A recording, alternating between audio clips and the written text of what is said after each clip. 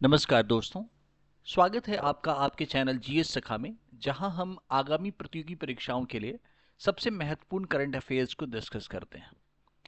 तो चलिए शुरू करते हैं आज का सेशन और बढ़ते हैं जुलाई 2024 के मोस्ट इंपॉर्टेंट क्वेश्चंस के पार्ट 2 की तरफ। Question number 20, national mission on cultural mapping यानी NMCM recently seen in the news is a scheme administered by which ministry. राष्ट्रीय संस्कृति मानचित्रण मिशन जो हाल ही में समाचार में देखा गया, किस मंत्रालय द्वारा प्रशासित एक योजना है? Right answer is option B, ministry of culture. दोस्तों, यह एक महत्वपूर्ण पहल है जो संस्कृति मंत्रालय द्वारा संचालित की जा रही है और इसका उद्देश्य भारत के 6.5 लाख गांवों की सांस्कृतिक धरोहर को दर्ज करना, उनका डेटाबेस बनाना और उनके लिए एक आईटी प्लेटफॉर्म बनाना है। दोस्तों, इस पहल का उद्देश्य भारत की विविध सांस्कृतिक धरोहर को संरक्षित करना और उसे बढ़ावा देना है। क्वेश्चन नंबर 21, हाल ही में समाचारों में देखी गई एमएसएमई टीम पहल का प्राथमिक लक्ष्य क्या है? Right answer is option B, to onboard 5 lakh MSMEs onto the ONDC platform, यानी ओएनडीसी प्लेटफॉर्म पर 5 लाख एमएसएमईज को शामिल करना। दोस्तों, ये एक पहल है जिसका मुख्य उद्देश्य छोटे और मध्यम उद्योगों को डिजिटल प्लेटफॉर्म पर लाकर उनकी मार्केटिंग और व्यापार को सशक्त बनाना है। अगले प्रश्न की तरफ चलते हैं। क्वेश्चन नंबर 22, हाल ही में समाचारों में देखा गया कार्बन बॉर्डर एडजस्टमेंट मैकेनिज्म यानी CBAM किस संगठन से संबंधित है? Right answer is option A, European union. दोस्तों, सीबीएम एक ऐसी नीति है जो यूरोपियन यूनियन द्वारा लागू की गई है और इसका उद्देश्य कार्बन उत्सर्जन को नियंत्रित करना है। इस प्रकार सीबीएम पर्यावरणीय संरक्षण को बढ़ावा देता है और व्यापारिक समानता सुनिश्चित करने की ओर प्रयास करता है। क्वेश्चन नंबर 23, हाल ही में समाचारों में उल्लेखित डिजिटल पोस्टल इंडेक्स नंबर यानी डिजिपिन का प्राथमिक उद्देश्य क्या है? Right answer is option D, to establish a standardised geo coded addressing system in India, यानी भारत में एक मानकीकृत भू कोडेड एड्रेसिंग प्रणाली स्थापित करना, जिसके बारे में थोड़ा और जानते चलते हैं। दोस्तों, डिजिपिन जो है भारतीय डाक विभाग ने लॉन्च किया है आईआईटी हैदराबाद के साथ मिलकर के, और इसका उद्देश्य सार्वजनिक और निजी सेवाओं के लिए एड्रेस पता लगाने की प्रक्रिया को और आसान और सटीक बनाना है। यह सिस्टम पते के जियो लोकेशन यानी भौगोलिक स्थिति को बताने और समझने में मदद करता है। अतः डिजिपिन के माध्यम से जो है पते के प्रबंधन को अधिक प्रभावी और सटीक बनाया जाएगा और इससे विभिन्न सेवाओं और कार्यों में सुधार हो सकेगा। अगले प्रश्न की तरफ चलते हैं। हाल ही में किस भारतीय निशानेबाज को अंतर्राष्ट्रीय ओलंपिक समिति द्वारा ओलंपिक ऑर्डर से सम्मानित किया गया? Right answer is option A, Abhinav Bindra ji. 25, हाल ही में किस भारतीय राज्य ने पर्यटक वाहनों के लिए कचरा बैग ले जाना अनिवार्य कर दिया है? Right answer is option D, Sikkim. दोस्तों, यह पहल सिक्किम के द्वारा शुरू की गई है जिसमें पर्यटकों को अपनी गाड़ियों के साथ एक बड़ा कूड़ा बैग ले जाना होगा और इसका उद्देश्य जो है लोगों की भागीदारी को पर्यावरण को साफ और सुरक्षित बनावे में बढ़ावा देना है और पर्यावरणीय स्थिरता को सुनिश्चित करना है। इस प्रकार पर्यावरण की रक्षा हो सकेगी और उसे साफ सुथरा रखने में मदद मिल सकेगी। क्वेश्चन नंबर 26, भारतीय समुद्री केंद्र आईएमसी जो हाल ही में समाचारों में देखा गया, किस मंत्रालय की एक पहल है? Right answer is ministry of ports, shipping and waterways. दोस्तों, यह एक ऐसी योजना है जो भारत के समुद्री उद्योग को एकजुट बनाने और सशक्त बनाने के लिए बनाई गई है।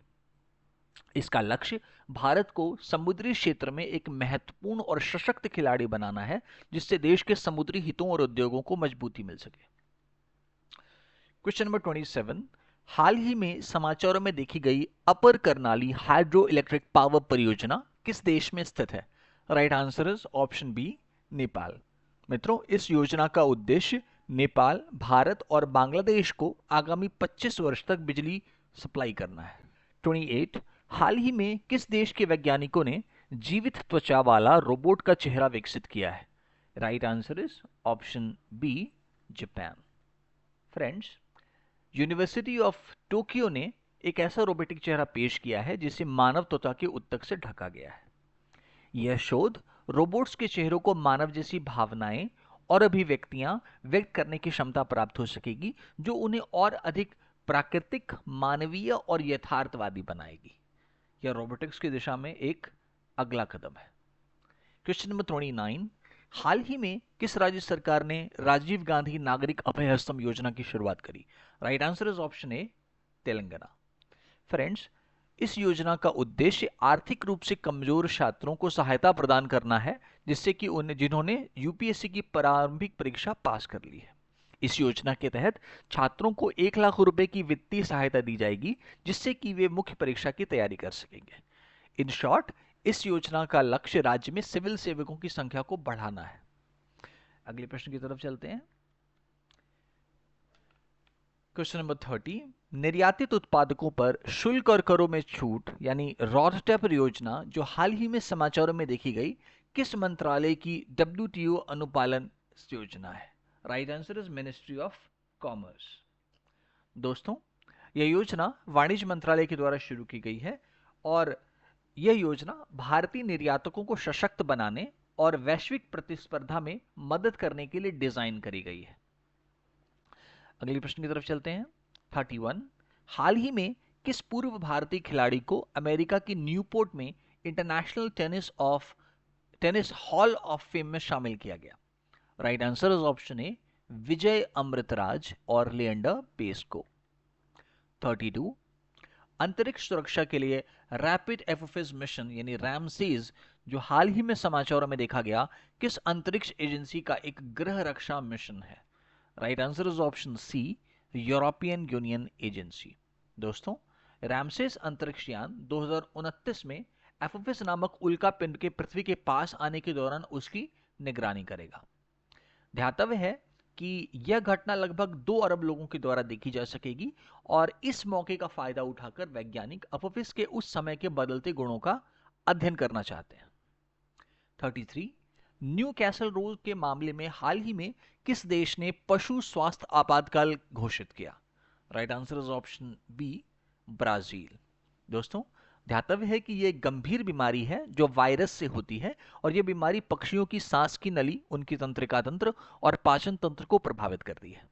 इस बीमारी को नियंत्रित करने के लिए जल्द से जल्द कार्यवाही करना और सावधानी बरतना आवश्यक है ताकि यह और अधिक स्प्रेड ना हो और पक्षियों को बचाया जा सके।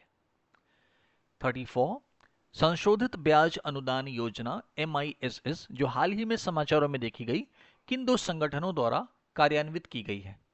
राइट आंसर इज ऑप्शन ए, नाबार्ड और रिजर्व बैंक ऑफ इंडिया।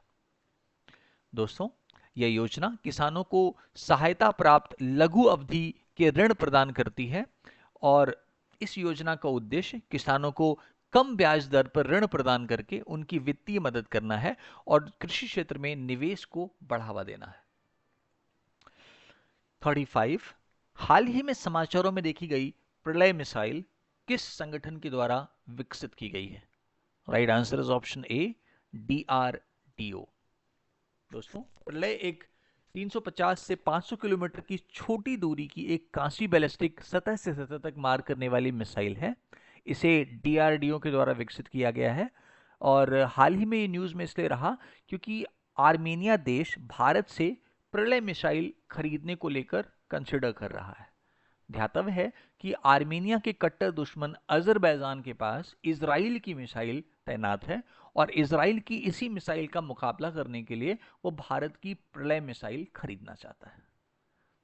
दोस्तों, आर्मेनिया की इस मिसाइल में रुचि भारत के लिए एक महत्वपूर्ण मौका है क्योंकि यह भारत की रक्षा टेक्नोलॉजी को अंतर्राष्ट्रीय स्तर पर पेश करने और निर्यात बढ़ाने में सहायक हो सकेगा। नेक्स्ट क्वेश्चन, हाल ही में केंद्रीय कोयला और खान मंत्री ने किस शहर में राष्ट्रीय भूस्खलन पूर्वानुमान केंद्र का उद्घाटन किया? Right answer is option C, Kolkata.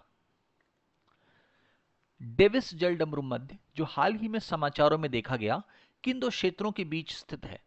Right answer is option B, Greenland और कनाडा। दोस्तों, डेविस स्ट्रेट में एक नया माइक्रो कॉन्टिनेंट खोजा गया है जो कनाडा और ग्रीनलैंड के बीच स्थित है। ध्यातव्य है कि माइक्रो कॉन्टिनेंट्स ऐसे छोटे भूखंड होते हैं जो कभी किसी बड़े महाद्वीप का हिस्सा थे, लेकिन प्लेट विवर्तनिकी गतिविधियों के कारण वो समय के साथ अलग हो गए। ध्यातव्य है कि इस खोज से भूगोल और प्लेट टेक्टोनिक्स प्रक्रियाओं को समझने में एक नया योगदान होगा और भविष्य में इसके अध्ययन से हमें और अधिक महत्वपूर्ण जानकारियां मिल सकेगी। 36, हाल ही में खबरों में रहा एमवीसी चेंज क्या है? Right answer is option B, hydrogen ईंधन द्वारा संचालित दुनिया की पहली वाणिज्यिक यात्री नौका। दोस्तों, एमवीसी चेंज दुनिया की पहली व्यावसायिक यात्री फेरी है जो 100% हाइड्रोजन ईंधन से चलती है। एमवीसी चेंज का उपयोग पर्यावरण के अनुकूल यात्रा के लिए एक महत्वपूर्ण कदम है, क्योंकि यह पारंपरिक ईंधन की तुलना में अधिक स्वच्छ और हरित ऊर्जा का उपयोग करता है। अगले प्रश्न की तरफ चलते हैं। 37, आपातकालीन क्रेडिट लाइन गारंटी योजना जो हाल ही में समाचारों में देखी गई, किस मंत्रालय के परिचालन क्षेत्र के अंतर्गत आती है? Right answer is option C, ministry of finance. ध्यातव्य है कि यह योजना कोविड-19 से प्रभावित व्यवसायों को आर्थिक मदद देने के लिए बनाई गई थी, जिसमें सरकार ने यह गारंटी दी थी कि ऋणदाता को उनका पैसा वापस मिलेगा। ध्यातव्य है कि अब तक इस योजना के तहत दिए गए ऋण में 6% ऋण जो हैं असफल यानी कि नॉन परफॉर्मिंग एसेट्स हो गए हैं। 38, हाल ही में कौन सी राज्य सरकार अफगानिस्तान, पाकिस्तान और बांग्लादेश के अल्पसंख्यक शरणार्थियों को भारतीय नागरिकता देने के लिए विशेष शिविरों का आयोजन कर रही है? Right answer is option B, Rajasthan. दोस्तों, नागरिकता संशोधन अधिनियम 2019 के तहत 21 दिसंबर 2014 से पहले भारत में आए गैर मुस्लिम शरणार्थियों को नागरिकता दी जाती है और उन्हें किसी भी कानूनी कार्रवाई से बचाया जा सकता है। 39, किन दो भारतीय अंतरिक्ष वैज्ञानिकों को प्रतिष्ठित संगठन कमेटी ऑन स्पेस रिसर्च यानी कॉस्पैर से वैश्विक अंतरिक्ष सम्मेलन से में सम्मान प्राप्त हुआ? Right answer is Prahlad Chandra Agarwal and Anil Bhardwaj. Question number 40, हाल ही में विदेश मंत्री एस जयशंकर ने किस देश में भारत के पहले विदेशी जन औषधि केंद्र का उद्घाटन किया? Right answer is option C, Mauritius. ध्यातव्य है कि इस परियोजना का लक्ष्य मॉरिशस में स्वास्थ्य देखभाल को बेहतर बनाते हुए सस्ती और भारत में निर्मित दवाएं उपलब्ध कराना है। अगले प्रश्न की तरफ चलते हैं।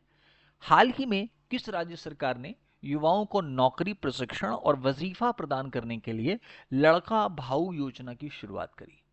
Right answer is option B, Maharashtra.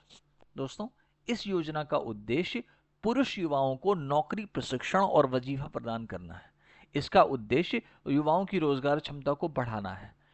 इस योजना के अंतर्गत 12वीं पास युवाओं को 6,000 रुपए, डिप्लोमा धारकों को 8,000 और ग्रेजुएट युवाओं को 10,000 रुपए दिए जाने की घोषणा है। 42, हाल ही में यूरोपीय संसद के अध्यक्ष के रूप में किसे पुनः चुना गया? Right answer is option C, Roberta Metsola. विश्व जूनियर स्क्वैश चैंपियनशिप 2024 में किस भारतीय खिलाड़ी ने कांस्य पदक जीता? Right answer is option A, Shaurya Bawa. 44, हाल ही में समाचारों में देखा गया ऑपरेशन नन्हे फरिश्ते किस संगठन से संबंधित है? Right answer is option B, railway protection force यानी कि आरपीएफ। दोस्तों, आरपीएफ ने ऑपरेशन नन्हे फरिश्ते के तहत 2018 से अब तक तकरीबन 84,119 बच्चों को रेलवे स्टेशन और ट्रेनों से बचाया है। ये बच्चे अक्सर घर से भागे हुए गरीब, विकलांग या किडनैप्ड बच्चे होते हैं। नेक्स्ट क्वेश्चन, हाल ही में पॉल कागामे को चौथी बार किस देश के राष्ट्रपति के रूप में चुना गया? Right answer is option A, Rwanda. हाल ही में सीरम इंस्टीट्यूट ऑफ इंडिया और ऑक्सफोर्ड यूनिवर्सिटी ने किस देश में उच्च प्रभावकारिता malaria vaccine matrix M launch किया? इसका सही उत्तर है ऑप्शन बी, आइवरी कोस्ट। 47, हाल ही में शिलोंग में लॉन्च किए गए NERACE वेब पोर्टल का प्राथमिक उद्देश्य क्या है? Right answer is option B, पूर्वोत्तर क्षेत्र में कृषक समुदाय और खरीदारों को जोड़ना।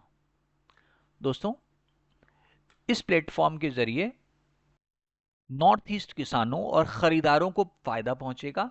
यह पोर्टल नॉर्थ ईस्ट क्षेत्र के किसानों के लिए एक बड़ा अवसर है, जिससे वे अपने उत्पादों को बेहतर बाजार और बेहतर कीमतें प्राप्त कर सकते हैं। 48, हाल ही में विदेश मंत्री एस जयशंकर ने किस देश में मित्रता के प्रतीक के रूप में एक मैत्री उद्यान का उद्घाटन किया? Right answer is option C, Mauritius. ध्यातव्य है कि इस कार्य से भारत और मॉरिशस के बीच द्विपक्षीय संबंध मजबूत हो सकेंगे। ये एक सांकेतिक प्रयास है जिससे भारत और मॉरिशस के बीच द्विपक्षीय संबंध और अधिक घनिष्ठ हो सकेंगे।